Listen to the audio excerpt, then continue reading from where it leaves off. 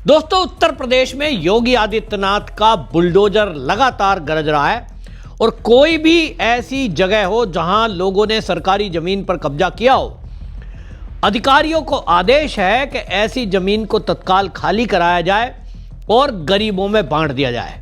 एक पुराने जमाने में जो राजा महाराजा हुआ करते थे, वो लोगों के साथ न्याय करा करते थे। इसी तरह का कुछ दृश्य यूपी के अलग अलग एरिया में देखने को मिलता है।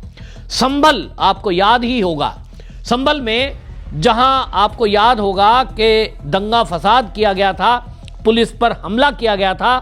अब उस संभल में कई नई चौकियां बना दी गई हैं और वहां अभी तक आपने देखा कि जिस तरह से वहां पुलिस अधीक्षक के बिश्नोई हैं, उनका तो खास ध्यान रहता है ऐसी जगह पर कि जहां भी लॉ एंड ऑर्डर की सिचुएशन हो उसको कैसे कंट्रोल किया जाए। और अब 24 नवंबर 2024 को जो संभल में हिंसा हुई थी, उसके बाद से लगातार निगरानी रहती है। तो ऐसे में 2 मस्जिदों पर बुलडोजर चला है और एक मदरसे को जमीन में मिला दिया गया है, यानी मिट्टी में मिला दिया गया है। और ये कार्रवाई करके 1500 वर्ग मीटर जमीन खाली कराई गई और उन जमीनों को खाली कराकर 20 गरीब लोगों में उनके पट्टों को आवंटित कर दिया गया। जिला अधिकारी राजेंद्र पेंसिया ने यह बताया कि आज के 20 साल पहले अवैध रूप से जो पट्टे की जमीन थी, यानी सरकारी जमीन थी, उस पर 2 अवैध रूप से मस्जिद बना ली गई, एक मदरसा बना लिया गया। और जमीन में इस तरह से ये मस्जिद मदरसा बनाया गया कि उसको जमीन को पूरी तरह घेर कर उसमें दुकानें निकाल दी गई और उन दुकानों से किराया वसूला जा रहा था।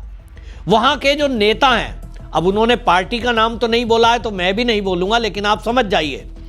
उन्होंने बताया कि कुछ राजनीतिक दलों के जुड़े हुए नेता पुलिस पर अपना दबंगई दिखाते थे, पुलिस की हिम्मत नहीं होती थी और यहां पर वसूली चल रही थी।